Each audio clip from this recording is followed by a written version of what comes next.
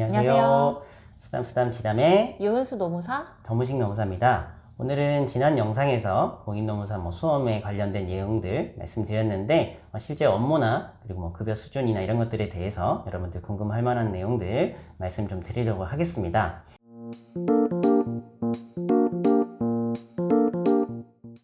공인노무사는 과연 이제 얼마를 버느냐 이런 질문들도 많이 있고 영상도 많이 있는 것 같던데 유노무사님은 연봉이 어떻게 되세요? 제 연봉은 삐. 아쉽게도 연봉이 구체적으로 얼마인지에 대해서는 이제 대외비로 유지해야 한다는 계약 사항이 있기 때문에 구체적인 숫자를 말씀드리기는 어렵겠습니다.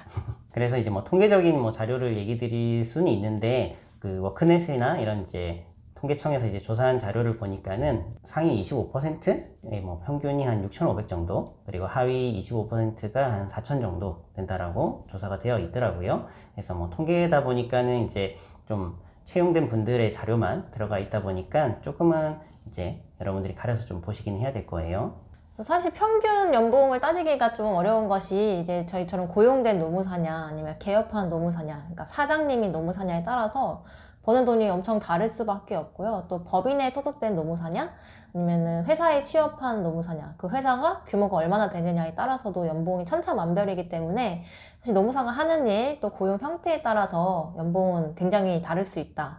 이 점은 좀 유의를 해주셔야 될 것 같습니다. 그래서 채용이 되시면은 당연히 기본급이라는 급여가 또 있고요. 근데 사건을 많이 수용했을 때 받는 인센티브, 그리고 이제 컨설팅이나 교육과 같이 이제 별도로 이제 진행하시는 업무들이 있을 거예요. 이제 그런 부분에 대해서는 보통 이제 수당을 받으시는 경우들이 많이 있기 때문에, 그래서 기본급만 가지고 판단하실 건 아닌 거고, 그만큼 이제 사건을 본인이 많이 이제 수임을 해서 그만큼 많이 성공을 하면은 급여가 더 높아질 수 있는 거고요. 대부분의 이제 뭔가 자격을 가진 업무가 비슷하긴 할 거예요. 그래서 어느 정도 이제 사건의 양이나 이런 부분에 따라서 좀 차이는 있다고 아시면 될 것 같아요.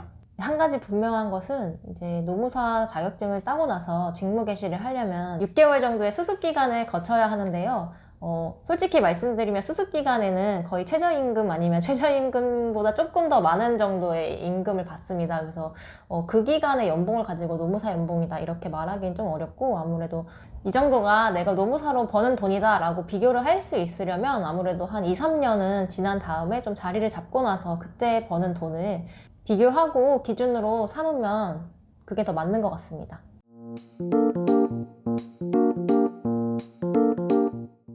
노무사님이 생각하는 장점에는 무엇이 있을까요?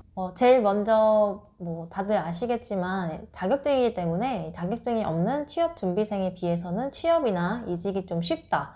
이런 부분은 확실히 장점이라고 생각합니다. 그리고 이전 영상에서 말씀을 드렸듯이 노무사가 할 수 있는 일이 굉장히 많기 때문에 본인이 원하는 분야를 선택해서 일을 할 수 있고 그 범위가 넓다는 것도 하나의 장점이라고 생각합니다. 근데 꼭 명심해야 하실 것은 이게 취업 프리패스다, 이 정도로 정말 막강한 자격증은 아니라고 생각하거든요. 왜냐하면 또 이게 자격증이 있는 거지 각각 개인마다 실력이나 경력의 차이는 있을 수밖에 없잖아요. 그리고 또 최근 제가 합격한 29기 노무사나 이번에 합격하신 30기 노무사 같은 경우에는 평균 점수가 높아서 300명 넘는 350명, 330명 정도의 합격생이 배출이 되었는데, 또 마침 코로나19 바이러스 사태가 겹치면서 이분들이 수습처를 좀 구하기 어려운 그런 상황을 겪으셨어요. 그래서 이게 딱 자격증을 따자마자는 오히려 조금 힘들 수도 있다, 이런 점은 명심하셔야 될 것 같습니다. 네.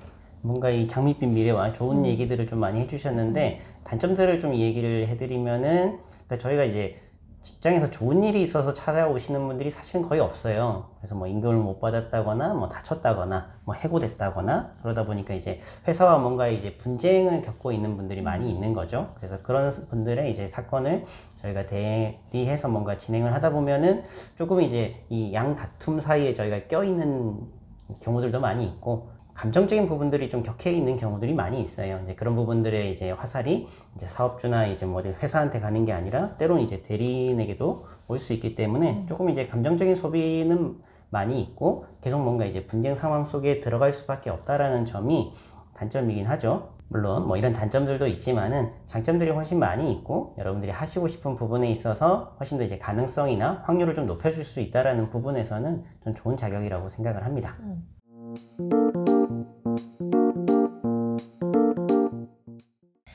저는 다른 일을 먼저 하고 있다가 이제 직업을 바꾸기 위해서 30대가 되고 나서 노무사 시험을 준비했고 운이 좋게 붙어서 지금 현재 일을 하고 있는데요.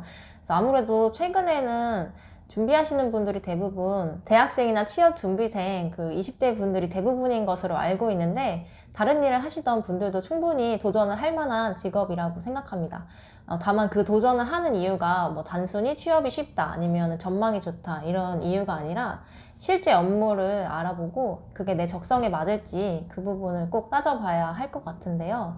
아까 말씀드렸다시피 자격증을 따고 나서 직후에는 기대보다 좀 수입이 적거든요. 그래서 그런 상황에도 불구하고 내가 보람을 느낄 수 있을 것인가 이 부분을 좀 냉철하게 판단을 하고 도전을 결심하셨으면 좋겠습니다. 어떤 분들이 좀 적성이 맞을까 이런 부분에서 제가 좀 드리고 싶은 이야기는 저희가 당사자는 아니잖아요. 그렇기 때문에 이제 양쪽의 자료들을 좀 많이 좀 읽어보시고 그러니까 자료를 읽는 시간이 굉장히 많아요. 그래서 제출된 자료가 때로는 막 수백 페이지가 될 때도 있고요. 근데 그 수백 페이지를 가지고 뭔가 논리를 구성하기는 좀 어렵죠. 그렇기 때문에 좀 방대한 자료를 본인이 빠르게 이해를 해서 이거를 좀 정리를 한 다음에 이제 어떠한 무기를 우리가 쓸 것인가를 좀 취사 선택을 해야겠죠. 그런 다음에 이제 법리적인 근거나 이런 것들을 붙여가지고 결국은 누군가를 설득하는 글을 많이 쓰셔야 돼요. 임금을 안 준 게 맞습니다. 이 해고는 부당합니다.